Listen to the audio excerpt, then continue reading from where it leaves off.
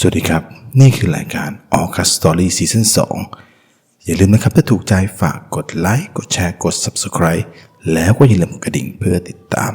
แต่สิ่งที่สำคัญโปรดใช้วิจารณญาณในการรับฟังแต่ถ้าใจคุณไม่กล้าพอโปรดอย่ารับฟังคนเดียววันนี้ Orcas Story Season 2ขอนำเสนอเป็น EP ที่90ปอก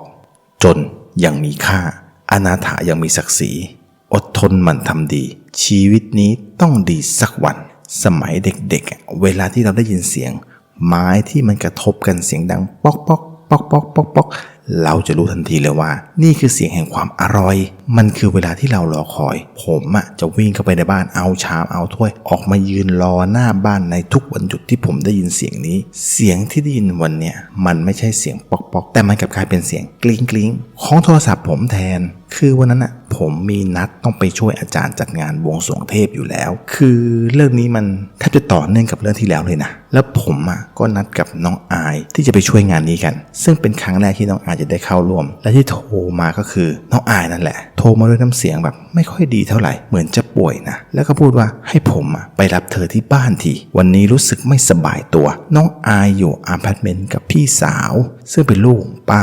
ซึ่งถ้าถามว่าผมผ่านหรือเปล่าซึ่งมันก็ผ่านนั่นแหละแต่ผมก็บอกเธอว่าถ้าไม่สบายก็พักผ่อนเถอะไม่ต้องไปน้องอายเธอบอกว่าสัญญากับแม่ไว้แล้วว่าจะไปช่วยกันทำกับข้าวแต่ว่าเธอแค่รู้สึกไม่สบายตัวเฉยๆไปได้ผมก็เลยรับปากว่าจะไปรับเธอและคิดว่าน้องอายก็คงจะไหวนะคงจะป่วยเป็นโรคของผู้หญิงนั่นแหละผมก็เลยไปรับเธอและงานเนี่ยไม่ได้จัดที่บ้านอาจารย์นะครับจัดที่สำ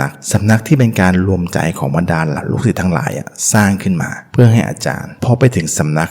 เห็นคนมาแบบมืดฟ้ามัวดินมากหน้าหลายตาจากทั่วสารทิศเลยกำลังช่วยกันจัดงานในวันพรุ่งนี้อย่างวุ่นวายกันเลยน้องอายรีบแยกไปในครัวไปช่วยแม่เตรียมของทำนู่นทำนี่แหละผมก็เข้าไปหาอาจารย์ซึ่งภายในห้องนั้นมีแต่คนแก่ๆอยู่กันทั้งนั้นเป็นลูกศิษย์รุ่นแรกๆของอาจารย์ลูกศิษย์ที่แก่กว่าอาจารย์ก็มีนะนั่งคุยกันอย่างสนุกสนานก็คือคงไม่ได้เจอกันนานจริงๆผมก็เลยขอตัวออกมาข้างนอกดีกว่าออกมาเห็นศิษย์พี่รองกำลังจัดดอกไม้แบบมีคนช่วยอยู่เยอะเลยส่วนมากจะเป็นลูกศิษย์จากสายของทางพี่รองเองนั่นแหละแล้วผมก็ได้ยินเสียงแว่วๆเหมือนกับว่ามีเรื่องกันในครัวนะเสียงคนดูแตกตื่นเพียงคู่เดียวก็มีคนมาตามผมให้เข้าไปหาอาจารย์ในห้องคือเห็นว่าน้องอายหน้าซีดอยู่แต่พอดูดีๆเห็นเลยว่าลักษณะท่าทางเหมือนโดนของอะไรมาเหรียญปู่ก็มีห้อยอยู่ในคอและนี่ก็เพิ่งครอบครูไปเมื่อเดือนที่แล้วของพวกเนี้ย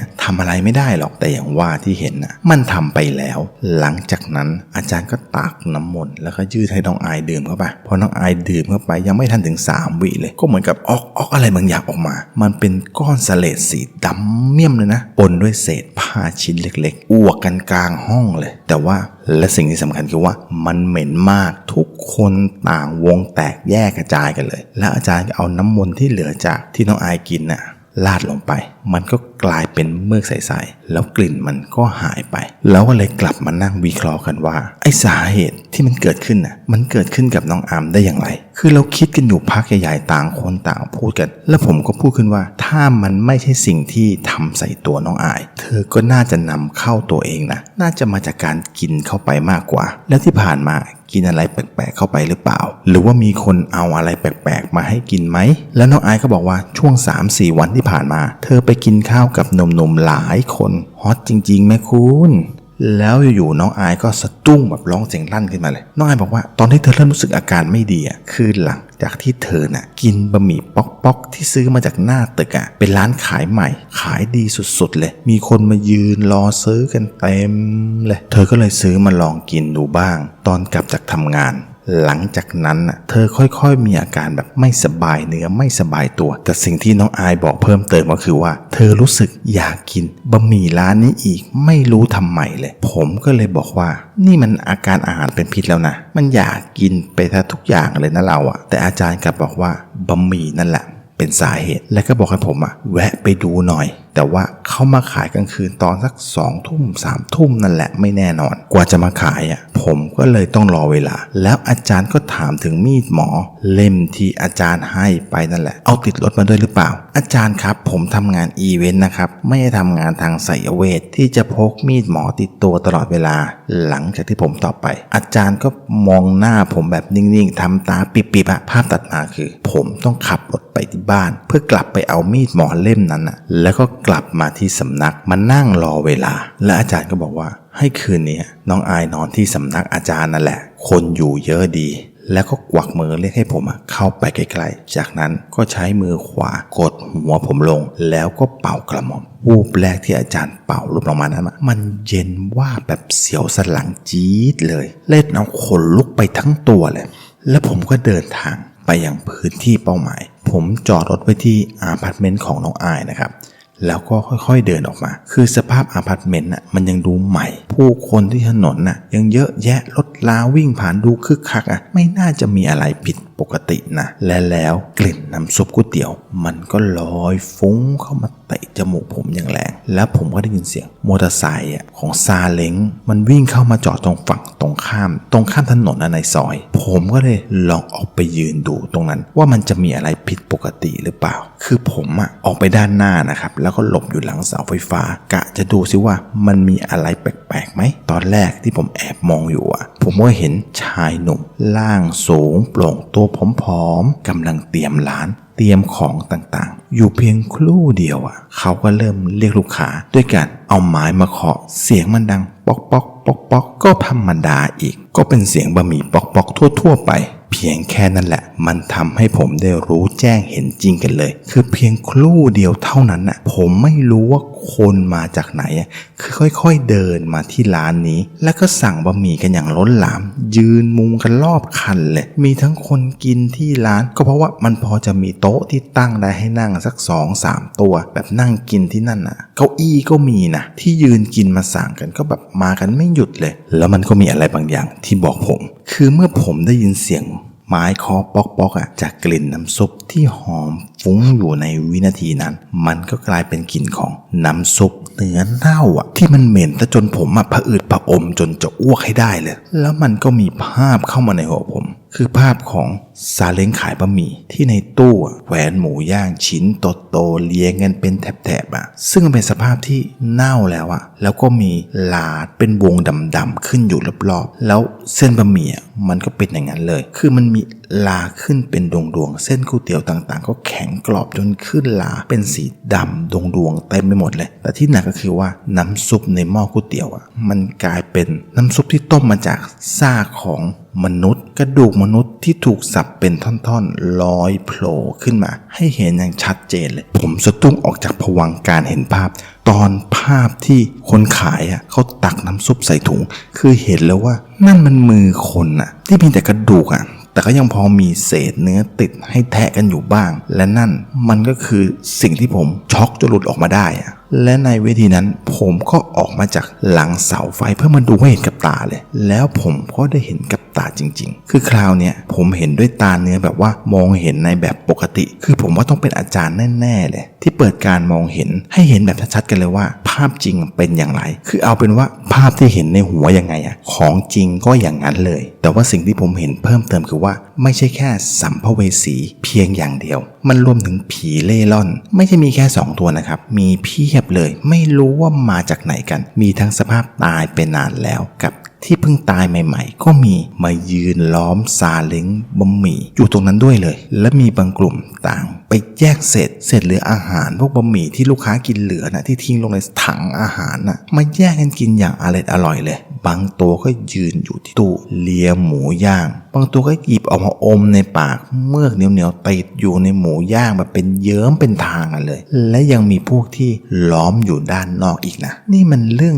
จริงใช่ไหมเนี่ยดีนะที่ผมไม่หลงหน้ามือตามัวเดินข้ามไปสั่งกินก่อน ผมไม่ได้คิดว่าผมจะไปต่อหรือพอกันแค่นี้ผมมองไปที่ลูกค้าที่นั่งกินอยู่ผมเห็นแล้วว่าสภาพอย่างเงี้ยโดนของไปแล้วแน่ๆแปลกที่ตัวคนขายหรือว่าเจ้าของร้านไม่มีอาการหรือลักษณะของการที่ว่าโดนของหรือเป็นคนที่ทำของเลยมันดูเหมือนกับว่าเขาไม่รู้เรื่องอะไรเลยมันเป็นการตัดสินใจที่ยากมากๆนะเพราะผมไม่รู้ว่าเขาจะเชื่อหรือเปล่าคนกำลังขายดีเป็นเทน้ำเททิ้งอย่างเงี้ยอยู่ๆจะมีคนบอกว่ามีผีแล้วใครจะมากินล่ะผมอาจจะโดนคนขายตืบเอาได้ง่ายๆและถ้าผมปล่อยเอาไว้ก็คงต้องมีคนโดนไปเรื่อยๆและก็อาจจะเหมือนกับน้องอายที่มีอาจารย์มีวิชาอาคมที่แข็งๆเข้ามาจัดการแต่ผมกล้ารับรองเลยว่าไม่มีใครเมตตาอย่างอาจารย์ผมแน่นอนคือผมยืนคิดอยู่นานพอสมควรนะที่ผมจะตัดสินใจเข้าไปยุ่งเรื่องนี้หรือเปล่าแล้วสิ่งที่ช่วยผมตัดสินใจก็เดินมา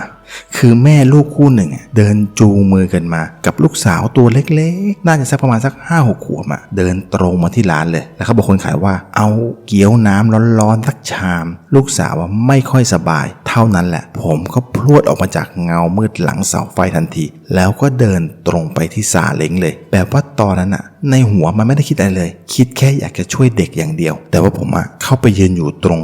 ด้านท้ายของซาเล้งตรงถังแก๊สนั่นแหละที่เขาตั้งอยู่คือยืนชั่งใจดูลาดราวก่อนพอจังหวะที่คนขายเขากำลังทำเกี๊ยวน้ำให้เด็กจังหวะที่ตักน้ำซุปขึ้นมามันมีลูกตาของคนขึ้นมาด้วยแต่มันเป็นลูกตาแบบที่มันแตกไปแล้วนะครับเห็นมีแต่แก้วตาแล้วก็มีถุงลูกตาที่มันโดนต้มจนเปื่อยแล้วผมก็พรวดไปจับที่แขนของพี่คนขายเพื่อให้ทุกอย่าง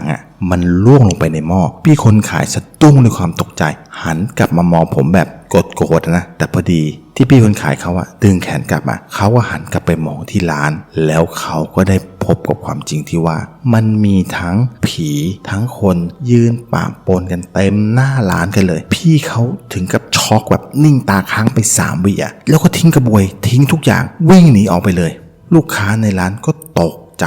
มองพี่เขาเป็นตาเดียวกันเลยผมก็เลยงงว่าพี่บะหมี่เขาตกใจกลัวอะไรลืมบอกไปว่าผมก็วิ่งตามพี่เข้าไปติดๆนะคือว่าพี่เขาวิ่งเร็วมากแล้วก็มุ่งหน้าเข้าไปในซอยที่อยู่ด้านในซึ่งตอนนั้นผมก็ขอบอกเลยว่าผมก็ไม่รู้เหมือนกันว่าผมวิ่งตามพี่เขาทำไมแล้วพี่เขาก็หยุดแบบว่าหอบแบบใจจะขาดซะให้ได้คือผมก็ไม่ต่างอะไรกับพี่เขาเลยนะครับคือผมกับพี่เขายืนหอบแบบเหงื่อแตกกันอยู่กลางซอยมืดแล้วก็มองหน้ากันผมก็รีบพูดทั้งที่ยังหอบอยู่ว่าพักก่อนนะเดี๋ยวเล่าให้ฟังคือผมเห็นร้านสะดวกซื้อมันอยู่ตรงแยกข้างหน้าไม่ไกลจากเราทั้งคู่สักเท่าไหร่พี่ก็พยักหน้าทั้งที่มันยังหอบอยู่เลยนะพอเราทั้งคู่เงยหน้าขึ้นเท่านั้นแหละมีชายชราคนหนึ่งมายืนอยู่ตรงหน้าเราทั้ง2 คนเลยคือสภาพก็ดูเป็นคนแก่ธรรมดานะครับคือผิวสีดำตัดผมสั้นแต่ผมมันขาวโพลนไปทั้งหัวเลยหนวดเขาก็งอกเพียงแต่ว่าลุงเขาไม่มีตาดำเท่านั้นเองตาขาวล้วนๆไม่ปนอย่างอื่นเลยแค่นั้นแหละพี่คนขายบะหมี่ร้องเสียงลั่นแล้วก็ยกมือขึ้นไหว้พร้อมกับพูดว่าสวัสดีครับลุงจากนั้นก็วิ่งออกไปเลยส่วนผมไม่ได้สวัสดีนะครับแต่ก็วิ่งตามพี่เขาไปติดๆเลยแล้วพี่เขาก็นำผมไปที่ไหนก็ไม่รู้แต่ที่รู้คือว่ามันไปทางท้ายซอยที่เป็นชุมชนแออัดทั้งผมแล้วก็พี่คนขายบะหมี่มันนั่งแบบว่าหมดสภาพกันเลยตรงบริเวณร้านขายข้าวแกงที่เขาปิดร้านแล้วมันอยู่บริเวณหน้าปากซอยเล็กๆตรงทางเข้าชุมชนแออัดซึ่งเป็นบ้านของพี่เขาเองและหลังจากที่เราพักกันสักครู่แล้วคือมันค่อยยังชั่วขึ้นแล้วพี่กับผมก็ได้เริ่มคุยกันพี่คนขายบะหมี่เขาชื่อมาชื่อเต็มๆคือมาลัยทองท่าทางจะที่บ้านน่าจะชอบหมอลำนะเลยเอามาตั้งเป็นชื่อลูกถ้าจะให้เอาที่พี่เขาเล่าจริงๆมันคงต้องเป็นชั่วโมงผมสรุปอย่างนี้แล้วกันพี่มาเขาเป็นคนอุบลมาทำงานเป็นช่างก่อสร้างโดยมาเป็นช่างทาสีได้ปีกว่าๆแล้วโดนผู้รับเหมาทิ้งงานไม่จ่ายเงินให้กับคนงานคือหนีหายไปเฉยๆพี่มาก็ตกงานอยู่พักหนึ่งแล้วก็มารับจ้างทำงานทุกอย่างตั้งแต่ล้างจานเก็บขยะคือใครจ้างอะไรทำหมดมันหมายความว่าวันไหนถ้ามีคนจ้างก็มีเงินกินข้าวว่างั้นเถอะนอนข้างถนนก็เคยมาแล้วจากนั้นโชคก็เข้าข้างเขาอีกครั้งเขาได้รับเหมาทาสีตึกยังมีเงินพอสมควรก็เลยมาเช่าห้องที่นี่แล้วก็ได้พบกับลุงหง ที่อยู่ข้างๆลุงเขาทำบะหมี่เกี๊ยวแล้วก็ขึ้นซาเล้งเล่ขายไปทั่วบะหมี่ลุงฮงขายดีมากคือลุงฮงเขาขายหมดทุกวันนะอย่างน้อยๆที่ไม่ได้เลยนะก็ 3,000 กว่าทุกวันแล้วที่อย่างได้เลยนะก็ 3,000 กว่าเหมือนกันแล้วจะพูดทำไมเนี่ยลุงฮงส่งเงินให้เมียกับลูกชายที่อยู่บ้านนอกหมดทุกบาททุกสตางค์แล้ววันนั้นก็มาถึงพี่มาโดนกำหนักเล่นงานอีกแล้วเมื่อมีหมายศาลมายึดทรัพย์ตึกที่หน้าตึกที่พี่มาเขารับงานทาสีนั่นแหละคืออีกนิดเดียวจะเสร็จแล้วล่ะเจ้าของตึกหายตัวไปแล้วค่าแรงค่าสีที่ทำไปก็หายไปด้วยเหมือนกันพี่มาเดินกลับบ้านคอตกมาเลยและเห็นว่าวันนี้ซาเล้งของลุงฮงจอดอยู่ที่เดิมต้องไม่ได้ไปขายของแน่ๆพี่มาก็เลยเข้าไปดูลุงแกหน่อยจริงด้วยลุงฮงเป็นไข้แบบตัวร้อนจีเลยพี่มาก็รีบพาไปส่งโรงพยาบาลทันทีจากนั้นทั้งคู่ก็เลยสนิทกันพี่มาเขามารับจ้างลุงฮงเตรียมของทุกอย่างให้คือเตรียมของขึ้นซาเล้งบะหมี่นะครับแล้วก็ออกไปขายของทุกวันแล้วลุงฮงก็บอกกับพี่มาว่าถ้าทำเป็นแล้วออกไปขายเองเลยไม่ได้ว่าอะไรลุงไม่หวงสูตรไม่หวงวิชาเคล็ดลับมันมีอย่างหนึ่งนี่ถ้าไม่รักกันจริงไม่บอกนะสิ่งนั้นก็คือไม้เคาะปอกที่ลุงใช้อยู่ทุกวันอันนี้นี่แหละมันคือไม้เคาะกระชากวิญญาณไว้ใช้ตอนขายของเคาะมันเมื่อไหร่คนมาเยอะเมื่อนั้นมี20มือก็ทำขายไม่ทันมันทำมาจากไม้ตะเคียนลุงฮงได้มาจากอาจารย์คนหนึ่งทางฝั่งเขมรแล้วลุงฮงก็บอกว่าถ้าลุงตายลุงให้เองนะเอาไว้ทำกินมันฟังดูแล้วเหมือนคำสั่งเสียนะเพราะคืนนั้นอยู่ลุงฮงก็ล้มหัวใจวายตายในคืนนั้นเลยแล้วพี่มาเขาก็เป็นคนจัดการเรื่องงานศพโดยที่ไม่มีญาติเข้ามาช่วยในเรื่องนี้เลยและพี่มาก็ไม่สามารถติดต่อได้เช่นเดียวกันหลังจากงานศพผ่านไปพี่มาก็ออกขายบะหมี่แทนลุงฮงแล้วก็ขายดีมากๆเมื่อได้เคาะไม้ปอกเพราะมันเป็นอย่างที่ลุงฮงเขาบอกจริงๆด้วยพอถึงตาผมเล่าให้ฟังกันบ้างพี่มาเขาถึงกับอึ้งไปเลยว่ามันเป็นอย่างเงี้ยไปได้ยังไงแล้วพี่มาเขาก็คิดได้ว่าไอ้ที่เห็นเมื่อครู่เนี่ยมันก็เป็นเครื่องพิสูจน์แล้วว่ามันเป็นอย่างที่ผมบอกแล้วลุงคนที่เราเห็นเมื่อตะกี้เนี่ยก็คือลุงฮงนั่นเองแต่ว่าเรื่องราวมันไม่ได้จบเพียงแค่นั้นเพราะเมื่อผมเล่าเรื่องของผมจบปุ๊บลุงฮงก็มานั่งอยู่ข้างๆพี่มาซึ่งพี่เขาไม่รู้ตัวผมก็ไม่รู้แต่ว่าผมเห็นเลยแหละแล้วก็พยายามสะกิดบอกพี่เขาแต่ดูเหมือนกับว่าพี่เขาไม่ได้สนใจอะไรเลยนั่งนิ่งหน้าเครียดอยู่อย่างนั้นสักพักพี่มาก็หันไปเห็นคงเป็นเพราะว่าเขารู้สึกเหมือนว่ามีคนมานั่งอยู่ใกล้ๆมั้งพอหันไปเห็นปุ๊บก็วิ่งพรวดไปเลยส่วนผมก็ตามไปติดๆเช่นเดิมขณะที่วิ่งไปคือผมก็คิดนะว่าจะทำยังไงดีจะเอาพี่มานะกลับไปหาอาจารย์ก่อนดีไหมแล้วจะกลับยังไงล่ะในเมื่อรถของผมมันจอดอยู่ที่อพาร์ตเมนต์ของน้องไอซ์ที่มันเป็นสถานที่เกิดเหตุเลยแล้วผมก็คิดได้ว่าอาจารย์บอกเอามีดหมอติดตัวมาด้วยนี่นะแล้วทีนี้จะใช้ยังไงล่ะเอาแทงตัวเองใช่ไหมแทงให้มันตายให้มันจบไปเลยเพราะว่าตับผมมันจะออกจากปากมาช่วยกันวิ่งอยู่แล้วแล้วพี่มาก็หยุดเพราะสาเหตุเดียวกันคือเหนื่อยจะตายอยู่แล้วและผมมองไปทั่วๆว่าเราอยู่ตรงไหนกันแล้วคือตอนนั้นผมบอกเลยว่าพี่มาเขาวิ่งหนีอย่างไรทิศทางมากแทนที่เราจะเห็นทางออกกลับกลายเป็นว่าเราทั้งคู่กับเห็นทางตันคือเมื่อมองไปข้างหน้ามันก็เป็นถนนในซอยธรรมดาที่มีแสงไฟตามทางแบบปกติแต่ที่มันผิดปกติก็คือว่าตรงหัวมุมแยกข้างหน้ามีคนยืนเป็นกลุ่มแต่ผมว่ามันไม่น่าจะเป็นคนนะเพราะว่ากลุ่มแรกที่ยืนอยู่ใกล้เรา2คนที่สุดนั้นมันดูเหมือนกับว่าเป็นกลุ่มวัยรุ่นสภาพเป็นเด็กแว้นมากกว่านะแค่ว่าดูสภาพภายนอกแล้วมันมอมแมมสกปรกเหมือนกับว่าไปคลุกฝุ่นบนถนนกันมาแน่ๆเลยคือสภาพมันมีบาดแผลที่ถลอกเต็มตัวไปหมดและเลือดก็อาบไปตั้งแต่หัวไหลนองมาจนเต็มตัวเต็มหน้ากันทั้งกลุ่มเลยคือตอนนั้นผมบอกเลยว่าผมวิ่งไม่ไหวแล้วคือมันเหนื่อยแทบจะขาดใจแล้วแต่พี่มาพอได้เห็นก็วิ่งเลยดีนะที่ผมคว้าแขนไว้ทันและผมก็พูดเรียกสติมาก่อนที่จะวิ่งไปจนขาดใจตายหรือก่อนที่จะโดนผีหักคอตายเกินก่อนนั่นแหละผมวิ่งไม่ไหวแล้วแต่ว่าเราวิ่งหนีทำไมกันมันถึงขนาดนี้แล้วนะเราต้องสู้พอผมพูดจบปุ๊บพี่มาก็สลัดแขนผมแล้ววิ่งต่อไปปั๊บเลยกลุ่มผีเด็กแว้นก็เลยเดินลีดตรงเข้ามาหาผมเลยผมบอกเลยว่าผมจนมุมแล้ว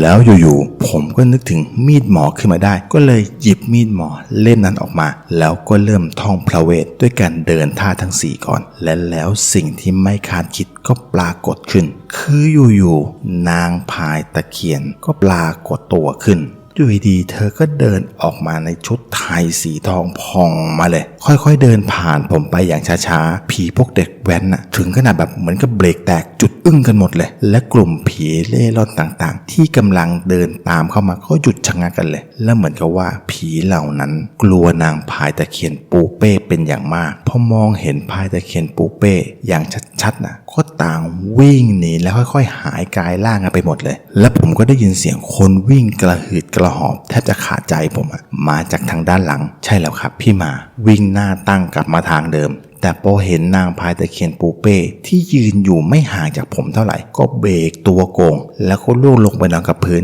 หายใจหอบไปว่าจะขาดใจจะให้ได้พี่มาคงจะหมดแรงจริงๆแล้วล่ะบวกกับความเครียดที่เจอแต่ผีก็เลยตะโกนออกมาว่ากูไม่ไหวแล้วกูยอมตาย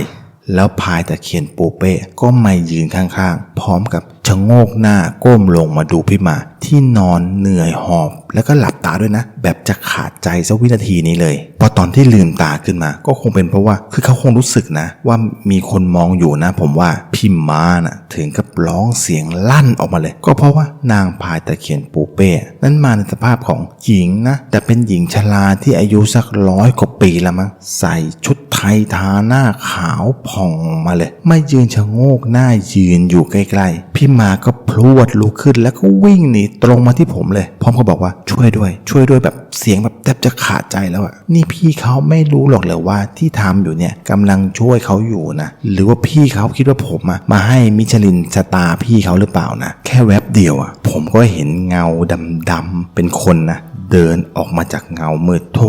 ผมว่านึกว่าใครลุงฮงนั่นเองคราวนี้ลุงฮงเข้ามาแบบเป็นศพที่ขึ้นอืดแบบทั้งตัวเลยมาในชุดที่พี่มาแกบอกว่าลุงฮงแกตายชุดนั้นนั่นแหละกางเกงวอร์มสีน้ำเงินเข้มๆเสื้อยืดโปโลสีเทาๆแต่แค่ในตอนเนี้ยมันบวมไปทั้งตัวเขาเท่านั้นแหละเมือกเหนียวๆที่เกิดจากการขึ้นอืดมันเยิ้มเต็มตัวไปหมดแต่ที่ผมสังเกตคือผมสังเกตเห็นว่าลุงฮงแกพูดอะไรบางอย่างแต่เนื่องจากสภาพขึ้นอืดก็เลยทำให้ลุงฮงแกพูดไม่ชัดแล้วก็ฟังไม่รู้เรื่องจับใจความไม่ได้ขณะที่ผมกำลังคิดอยู่ว่าจะสู้ดีไหมหรือว่าจะถอยดีนางพายตะเคียนปูเป้ก็เดินเข้าไป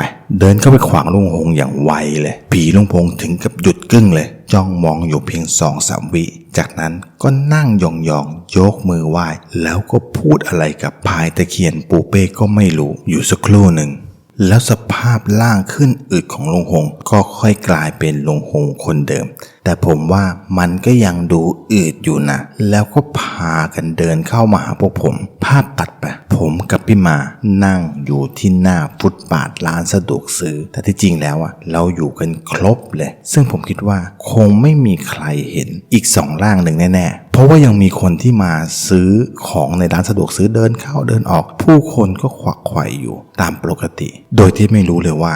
นางพายตะเคียนปูเป้ยืนอยู่ใกล้ๆผมส่วนอีกข้างหนึ่งลุงฮงก็นั่งอยู่ใกล้ๆกับพี่มาและที่เราไปนั่งตรงนั้นก็เพราะว่าร่างกายผมกับพี่มาต้องการน้ำอย่างมากแต่จุดประสงค์หลักๆก็คือว่ามานั่งปรึกษากันครับว่าจะช่วยลุงฮงยังไงดีเพราะว่าการมาของลุงฮงในครั้งเนี้ยมาเพื่อขอความช่วยเหลือจากพี่มาโดยบอกผ่านปูเป้นางพายตะเคียนของเราลุงฮงบอกว่าเขาอยากจะกลับบ้านไปหาลูกหาเมียแต่กลับไม่ได้มันเหมือนกับว่าวิญญาณเขาติดอยู่กับไม้ค้อขายบะหมี่อันนั้นนั่นเองปูเป้ก็เลยบอกว่าไอ้ไม้ค้อที่ทำจากไม้ตะเคียนที่เขาเคาะแล้วเรียกคนแบบนั้นมันไม่มีจริงที่มันสามารถเรียกคนได้นั้นมันเกิดจากมนต์ดำที่หมอผีเขาทำมาและสาเหตุที่ลุงยังไม่สามารถไปไหนได้มันก็เป็นเพราะว่ามันน่าจะเป็นบาปกรรมที่ลุงฮงเขาทำไว้กับลูกค้าคนที่มากินบะหมี่ของลุงฮงนั่นแหละมันเหมือนกับการให้ยาสั่งหรือว่ายาเสน่ห์เมื่อได้ยินเสียงเคาะไม้จะรีบมาในทันทีหรือมันทำให้หลงในรสชาตินึกอยากกิน นี่มันเป็นการบังคับจิตใจคนเขานะมันบาปนอกจากจะบังคับจิตใจคนแล้วยังบังคับวิญญาณผีเร่ร่อนให้คอยไปสะกดลูกค้าให้มาที่ร้านตอนที่ขายบะหมี่อีกมันบาป2ต่อเลยนะที่เธอพูดมามันก็มีเหตุผลนะแล้วเราจะทำยังไงกันดีกันล่ะตอนแรกอาจารย์ก็บอกให้ผมมาดูเฉยๆแต่เนี่ยเรื่องมันเลยเถิดจนผมต้องคิดอย่างหนักเหมือนกันนะแต่มันมีปัญหาอีกอย่างนึงคือไม้เคาะนั่นแหละมันอยู่ที่ซาเล้งจอดอยู่ที่หน้าอพาร์ตเมนต์ในตรงจุดที่มันเกิดเรื่องแล้วใครล่ะจะไปคนเอามันมาลุงฮงทำคอตกพร้อมกับสายหน้าเล็กน้อยและก็เอื้อมมือไปด้านหลังพร้อมกับดึงไม้เคาะอันนั้นออกมาแล้วก็ยื่นให้พี่มาคือพี่มาเขาไม่กล้าเอื้อมมือไปรับจากลุงฮงเลยนะจนผมต้องใช้ไหล่กระทบตัวเบาๆเพื่อให้พี่ฮงเขารับไม้เคาะจากลุงฮงแบบกล้าๆกลัวๆแล้วก็ยื่นต่อมาให้ผมเลยอย่างไวตอนที่ผมรับมันผมรู้สึกว่าไม้เคาะอันนั้นมันร้อนมันไม่ใช่ร้อนแบบปกติคือมันร้อนมาจากภายในมันไม่ปกติอย่างแน่นอนแล้วผมก็หยิบมีดหมอออกมาอีกครั้งเอามาประกบกับไม้เคาะในมือแล้วก็พนมมือขึ้นคือผมยกขึ้นไหว้ท่วมหัวก่อนที่จะเริ่มเดินธาตุก่อนจะไล่พระเวทล้างอาถรรพ์เพียงแค่ผมยกขึ้นไหว้เท่านั้นแหละผมและทุกคนได้ยินเสียงเป๊ะเป๊ะเป๊ะเป๊ะผมก็สะดุ้งเลยแล้วก็รีบดูในมือคือผมขออธิบายไอ้เจ้าไม้เคาะก่อนนะครับว่ามันเป็นไม้2ชิ้นแรกคือไม้ท่อนยาวประมาณฝ่ามือกว่านั่นแหละมันเป็นแท่งกลมๆส่วนอีกชิ้นหนึ่งที่มันกว้างประมาณสัก3นิ้วมือของคนนะครับแต่ว่ายาวก็พอๆกันนั่นแหละกับไม้ที่ใช้เคาะคือมีความหนาพอสมควรนะครับแล้วก็เป็นไม้เนื้อแข็งที่พี่มากับลุงฮงบอกว่ามันทำมาจากไม้ตะเคียนเป็นเนื้อไม้สีดำๆแล้วไอ้เสียงเป๊ะๆน่ะมันคือเสียงของไม้ที่แตกออกมาเองไม้เคาะแตกแปลว่าแยกออกมาเป็น2ชิ้นตามความยาวนะครับส่วนอีกชิ้นก็เหมือนกันแตกตามความยาวของมาแยกออกเป็น2ท่อนขามือผมเลยและนั่นก็หมายความว่ามนต์ดำมันสลายไปแล้วลุงฮงได้หลุดพ้นจากพันธนาการแล้วคือจากเห็นลุงฮงในสภาพที่เป็นศพถึงแม้มันจะอืดนิดหน่อยก็ตามมันก็กลายเป็นเห็นลุงฮงในสภาพที่เป็นวิญญาณล่างเรืองแสงแบบโปร่งใสในแบบคนธรรมดาแต่ว่าอันเนี้ยผมว่าผมคงเห็นคนเดียวมากกว่าว่ามันมีวิญญาณอีกนับ10เลยมายืนอยู่ตรงหน้าผมกับพวกในสภาพแบบเดียวกับลุงฮงกันเลยที่นั่งอยู่ใกล้ๆพี่มานั่นแหละเหมือนจะมาขอบคุณอันนี้คือความเห็นส่วนตัวนะผมอาจจะคิดไปเองก็ได้แล้วพวกเขาก็ค่อยๆหายกันไปและแล้วปัญหาที่2ก็ตามมาคือลุงฮงยังคงนั่งอยู่กับเราคือลุงฮงเขากลับบ้านไม่ได้เขาไม่รู้จะกลับยังไงนั่งเป็นวิญญาณหน้าเครียดอยู่ที่เดิมแล้วก็หันมาบอกกับพี่มาว่าพาลุงกลับบ้านนอกทีนี่แหละทำให้ปัญหามันส่งต่อมาถึงผมเลยเพราะว่าพี่มาไม่รู้ว่าบ้านลุงเขาอยู่ไหนจริงๆผมนั่งคิดอยู่สักพักหนึ่งแล้วอยู่ๆผมก็นึกขึ้นได้ถึงวิธีที่ผมเคยทำมาแล้วในอดีตในตอน EP